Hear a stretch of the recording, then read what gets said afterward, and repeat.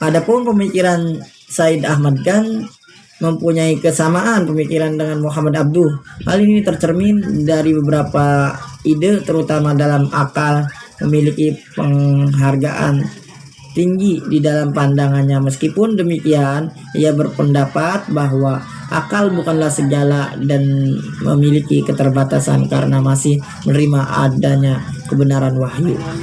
Keyakinan, kekuatan, dan kebebasan akal menjadikan percaya bahwa manusia bebas berkehendak dan berbuat. Hal ini menjadikan sepaham dengan paham Qadariyah. Menurutnya, manusia telah dianugerahi beberapa macam daya, diantaranya daya pikir, daya akal, daya fisik untuk memenuhi kehendaknya. Sedangkan metode tafsir Said Ahmad Khan ketika terkait dengan pemahaman ketuhanan, ia menafsirkan dengan menggunakan argumen kosmologis, misalnya dengan mengemukakan argumen berikut. Ajaran terpenting agama Islam adalah percaya kepada eksistensi pencipta sekalian makhluk, seluruh yang ada dalam seluruh yang dapat kita pahami atau kita bayangkan melalui cara tertentu dirangkai dengan mata rantai penghubung, sehingga keberadaan yang pertama bergantung kepada yang kedua dan yang kedua bergantung kepada yang ketiga. Jadi dengan saling bergantung, mata rantai ini berakhir pada wujud atau sebab akhir, yakni sang pencipta atau Tuhan yang maha penguasa alam semesta. Next, tafsir Muhammad Abduh. Muhammad Abduh lahir pada 1849 atau 1265 Hijriah. Ia belajar membaca, menulis, dan menghafal Al-Quran di rumah dengan dibimbing seorang guru pada tahun 1863 atau 1279 Hijriah. Ia dikirim ke Tatha untuk belajar hafalan Al-Quran, tata bahasa Arab, dan hukum fikih di Masjid Al-Ahmadi.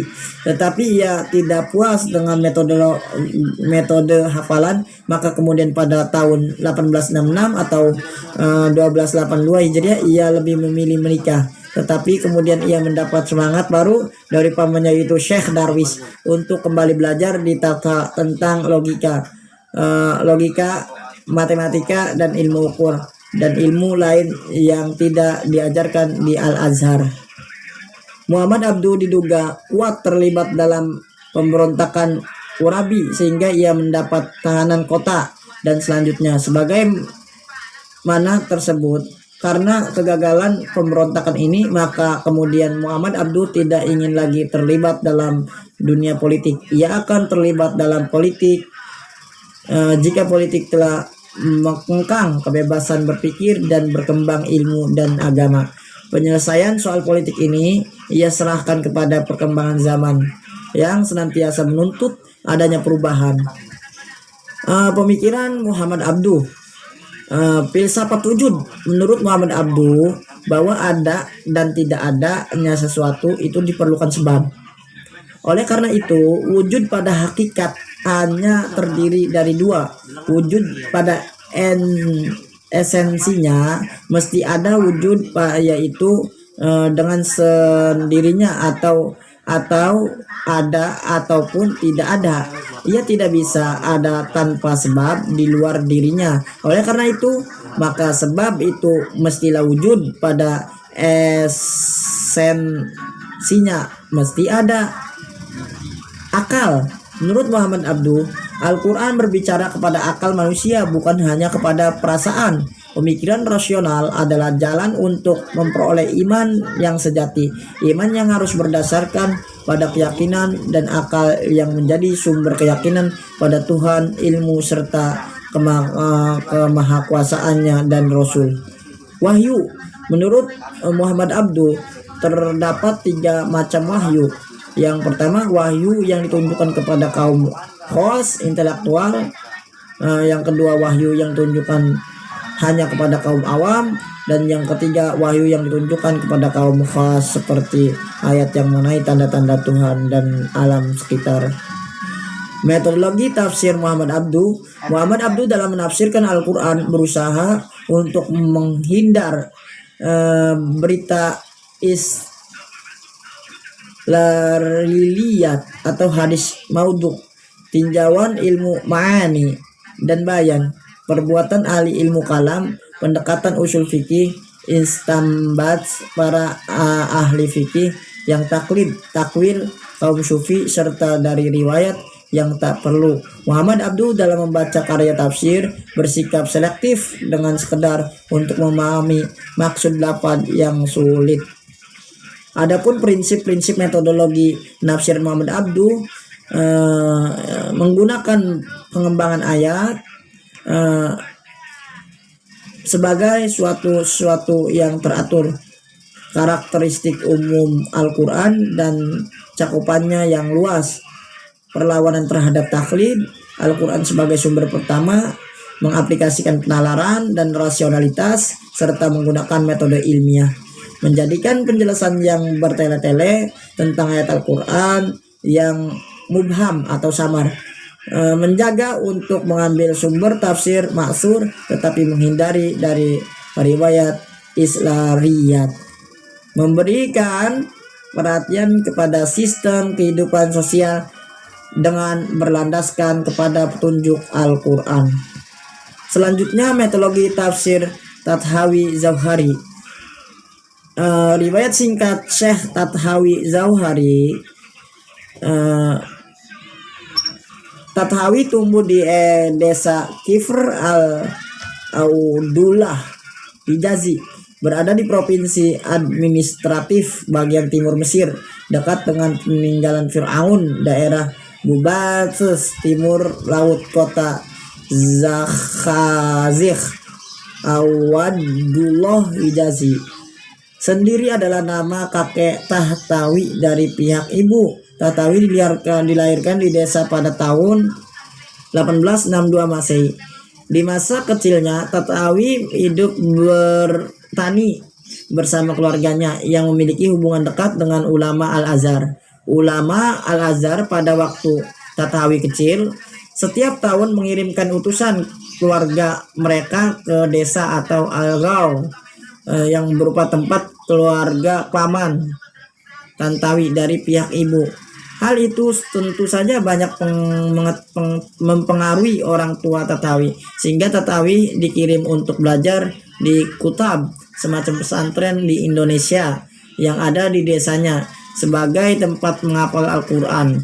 Di desa itulah Tahtawi di masa kecilnya hidup bersama kakeknya yang merupakan keturunan bangsawan dan memiliki kekuasaan otoritas, yaitu keluarga Al-Ghanaimiyah. Kakeknya memberikan perhatian khususnya pada Tahtawi, bahkan sangat menyayanginya, sehingga ia selalu ingin bersama dan tak pernah terpisah dengan Tahtawi. Adapun metodologi tafsir Tathawi Jauhari, hubungan alam ruh dengan manusia atau sebaliknya.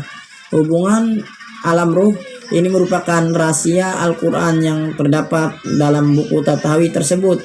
Alam fi asyifat, bersikap halus dalam politik, bagaimana mewujudkan perdamaian universal, dan Tathawi telah menulis hal tersebut dalam bahasa Inggris yang sudah diterjemahkan ke dalam bahasa Arab tahun 1935. Al-Akhwal Al-Asbab fi I'mas Alat Al-Hijab, jawab atas Qasim Amin tentang jilbab.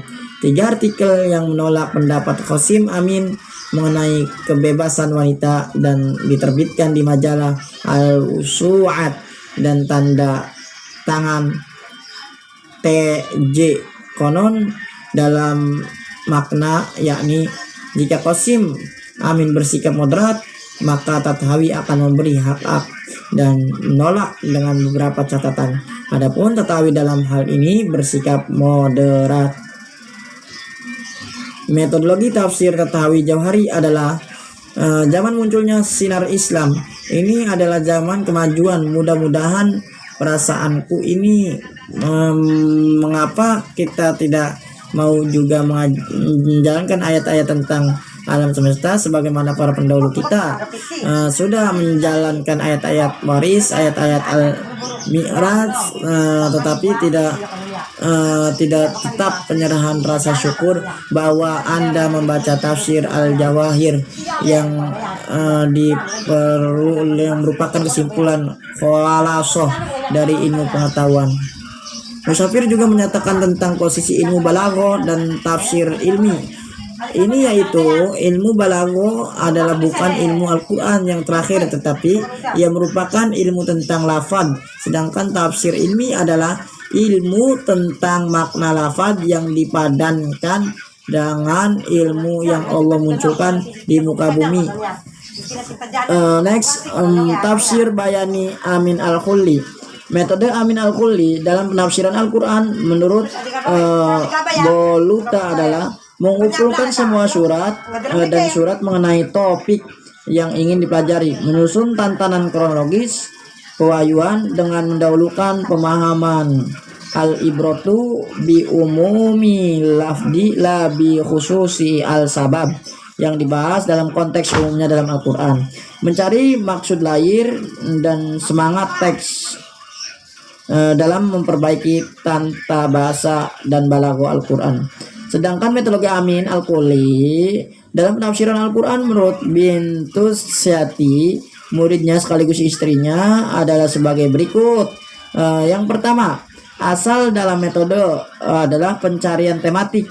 Yang kedua, memahami tentang suatu di sekitar teks.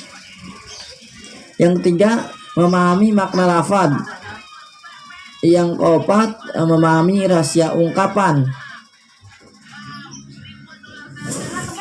Metode tafsir. Next, tafsir An-Nasr Al-Hamid Abu Zaid. Nasr Hamid Abu Zaid adalah mantan dosen Fakultas Sastra Universitas Kairo. Ia menembuskan napas terakhir pada Senin 5 Juli 2010 akibat serangan virus langka yang secara medis belum ditemukan cara pengobatannya. Semoga virus langka tersebut tidak mengurangi kedudukan intelektualnya, tetapi justru mengangkat derajatnya di sisi Allah Subhanahu wa taala. Sebagai Nabi Ayub yang ditinggal derajatnya ditinggikan derajatnya setelah diuji dengan penyakit kulit yang kronis. Abu Zaid merupakan pemikir Mesir yang sangat kontroversial karena karya-karya yang telah mengandung perdebatan di dunia Islam sejak tahun 1970-an. Di sisi banyak kalangan mengapresiasi karya-karya yang mempromosikan pencerahan dalam studi Islami. Namun di sisi lain, ia dikafirkan kaum konservatif dan pengadilan Mesir tahun 1995 karena pemikirannya dituduh menyeleweng. Vonis pengkafiran ini memaksa Abu Zaid hijrah ke London, kemudian menjadi guru besar studi Islam di Universitas London dan profesor pada Universitas for Humanities di Utrecht. Vonis pengkafiran ini pun menjadi topik hangat yang ramai diperdebatkan kalangan sarjana, baik yang pro maupun kontra. Abu Zaid adalah penulis profilik yang telah menyumbangkan karya-karya kritis seperti Mafhum Al-Nas, Dirasa fi Umul Al-Quran, konsep teks studi ilmu Al-Quran.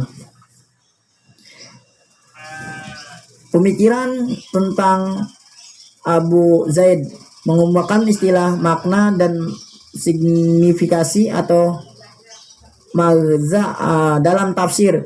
Menurutnya suatu interpretasi diatur untuk menemukan makna dan signifikansi sekaligus makna menyerupai pemahaman langsung terhadap bunyi teks yang lahir dari aliansis terhadap bangunan kata tersebut dalam konteks budaya yang ada. Sedangkan signifikasi Malhaza meskipun tidak lepas dari bangkai makna, tetapi ia mempunyai karakter kontemporer.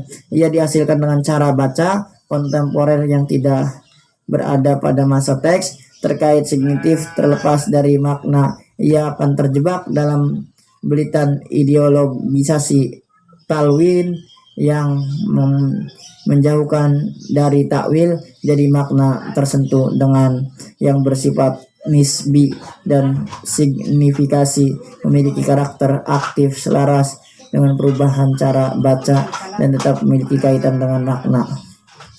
Lanjut, tafsir Said Qurtubi. Said Qurtubi adalah seorang ilmuwan atau sastrawan ahli tafsir sekaligus pemikiran dari Mesir. Ia banyak menulis dalam berbagai bidang. Ia mempunyai nama lengkap Said Qurtub Ibrahim Usaini Sadli. Ia lahir di daerah Asyut, Mesir tahun 1906. Di sebuah daerah dengan itu, makna tak heran jika Qurtubi kecil menjadi seorang anak yang pandai dalam ilmu agama. Said Qurtubi dilahirkan pada tanggal 9 Oktober 1906 Masehi di kota Asyut, salah satu daerah di Mesir. Dia merupakan anak tertua dari 5 bersaudara, 2 laki-laki dan 3 perempuan. Ayahnya bernama Al-Hallaj Al-Qurt Ibrahim. Ia termasuk anggota Partai Nasionalis Mustafa Kamil sekaligus pengelola majalah Al-Liwa, salah satu majalah yang berkembang pada saat itu. Lanjut, tafsir Muhammad Husaini Tabatahi. Darkah, seluruh desa kecil di sisi pegunungan dekat Tahrim. Di tempat inilah Al-Alamah Tahabta'i menghabiskan bulan-bulan musim panas. Menyingkir dari panas kota Qom, kemudian kediamannya di desa inilah Profesor Ted Morgan, seorang orientalis terkemuka, berkunjung untuk memintanya menulis mengenai pandangan-pandangan Islam Syiah untuk masyarakat intelektual Barat. Dengan kemampuannya yang mumpuni dan penguasaannya pada ilmu-ilmu Islam tradisional serta pengenalannya terhadap pemikiran Barat menjadikan Al-Alamah Tabai memang orang yang tepat untuk menulis hal tersebut. Metodologi tafsir Muhammad Husaini dalam menulis tafsir Al-Mizan mengandung beberapa macam perspektif, antara lain perspektif ilmiah, teknis, estetis, filosofis, spiritualis, sosiologis, dan periwayatan. Di antara ketujuh perspektif tersebut ada 3 lebih menonjol, antara lain perspektif riwayat, perspektif sosiologis, perspektif filosofis. Next, tafsir Al-Minha Wadud. Al-Minha Wadud adalah seorang profesor pada studi filsafat dan agama di wilayah Virginia Commonwealth University.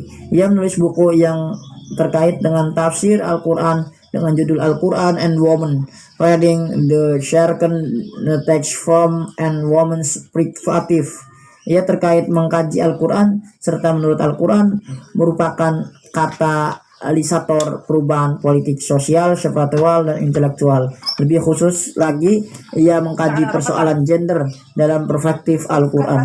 Hal ini penting karena banyak kaum feminis yang menghendaki pemutusan total dari masa lampau. Padahal arti penting teks Al-Quran adalah ketidaktertarikannya pada waktu dan ungkapan Al-Quran tentang nilai-nilai abadi, bukan teks Al-Quran yang membatasi perempuan, melainkan penafsiran terhadap teks ilmiah yang dianggap lebih penting daripada Al-Quran sendiri yang membatasinya. Tafsir Toshiko Itsushi. Toshiko dilahirkan dalam sebuah keluarga di Jepang.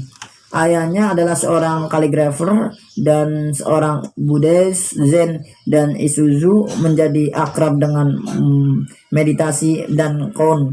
Ucapan-ucapan dan ajaran diikuti oleh Zen sejak usia dini. Isuzu adalah seorang sarjana Jepang intelektual tentang Islam.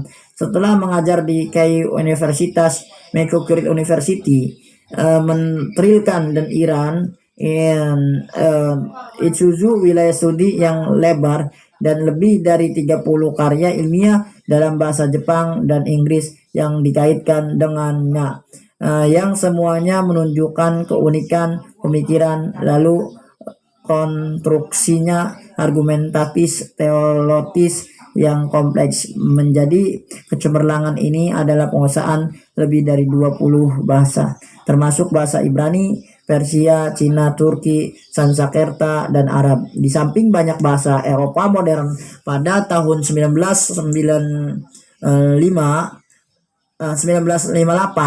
ia menyelesaikan terjemah Al-Quran untuk pertama kalinya langsung dari Arab ke Jepang.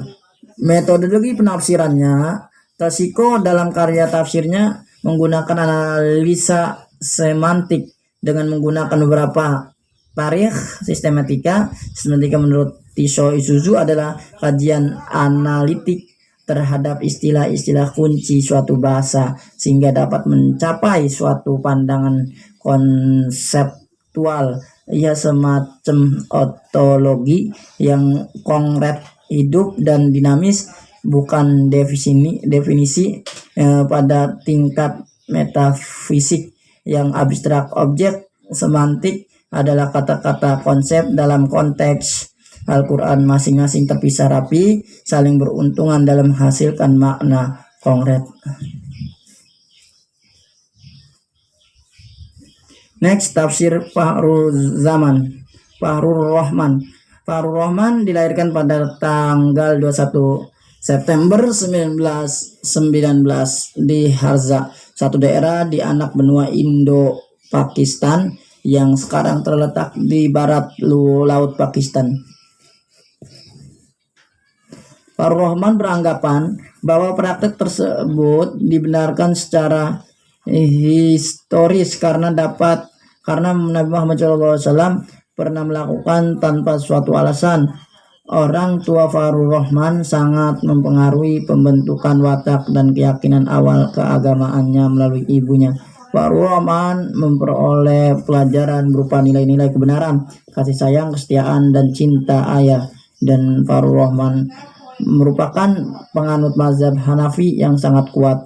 Namun beliau tidak menutup dirinya pendidikan modern, tidak seperti penganut mazhab Hanafi fanatik lainnya ketika itu.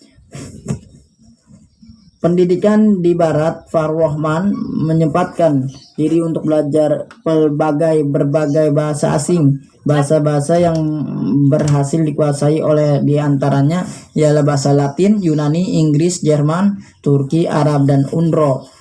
Penguasaan berbagai bahasa ini membantu Fahrur Rahman dalam memperdalam dan memperluas cakrawala keilmuannya, khususnya studi Islami, melalui penelusuran berbagai literatur. Setelah menyelesaikan studinya di Oxford University, Fahrur Rahman tidak langsung ke negeri asalnya, Pakistan. Ketika itu sudah melepaskan diri dari India, ia memutuskan untuk tinggal beberapa saat di sana. Ketika tinggal di Inggris, Fahrur Rahman sempat mengajar di Durham University, kemudian pindah mengajar di Institute of Islam Students McGill, Universitas Kanada, dan menjabat sebagai Associate of Professor Philosophy sampai awal tahun 1960. Adapun perkembangan pemikiran dan karya-karyanya, pemikiran Fahrur Rahman dapat dibagi menjadi 3 fase atau periode. Periode awal, periode Pakistan, dan periode Chenghu. Metode pertama berlangsung sekitar dada 50-an. Pada periode ini Rahman hanya menghasilkan karya-karya yang bersifat historis seperti Advanced Philology. Adapun metode tafsir, dalam penafsiran Al-Quran, Fahrur Rahman menggunakan metode 2 gerakan ganda, double moment, yakni pertama memahami arti dan makna suatu ayat dengan mengkaji situasi dan problem historisnya.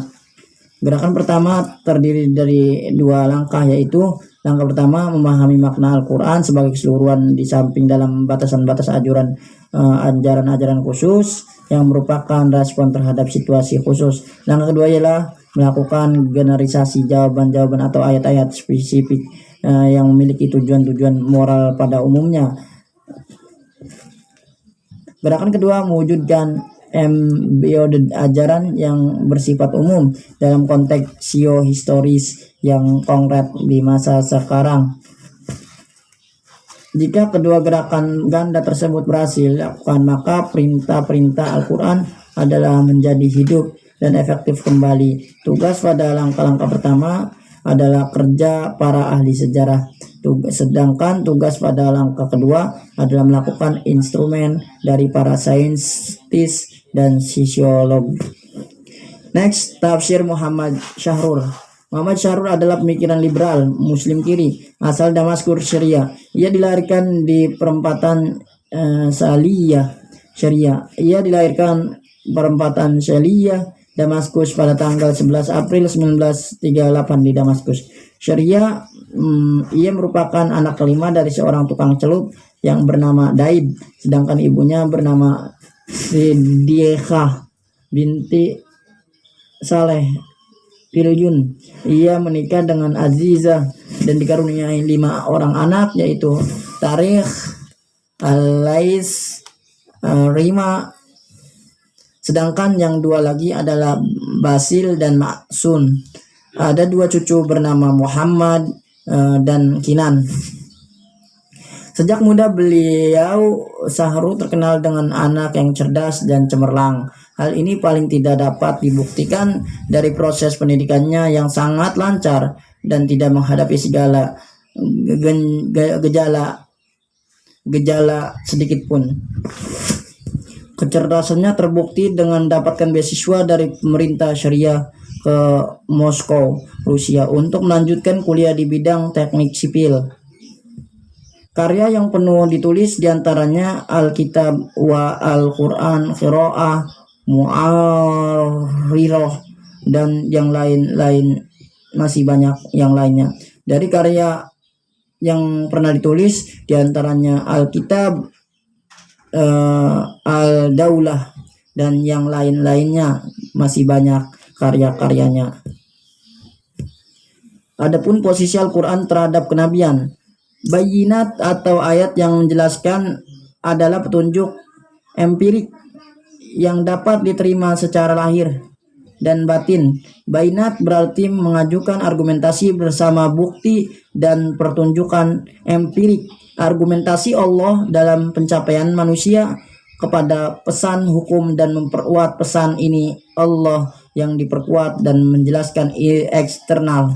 Al-Quran adalah ayat al-bayinat, dan di waktu yang sama ia adalah kenabian Muhammad SAW, karena seluruh ayat Al-Quran adalah berita tentang hakikat kebenaran, yakni al-ibris. Seluruh ayat Al-Quran adalah mutasyabihat, karena itu ia menerima takwil bukan tafsir. Di samping Al-Quran merupakan al-asbabul usani yang mengandung mutlak dalam substansi dan nisbi dalam pemahaman.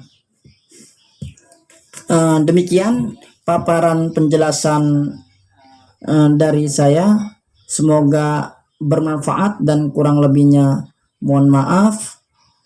Terima kasih kepada dosen saya, Dr. Andi Rosa MA. Semoga kita selalu dalam lindungan Allah Subhanahu wa taala. Akhirul kalam, wallahul muwaffiq ila aqwamit thoriq. Assalamualaikum warahmatullahi wabarakatuh.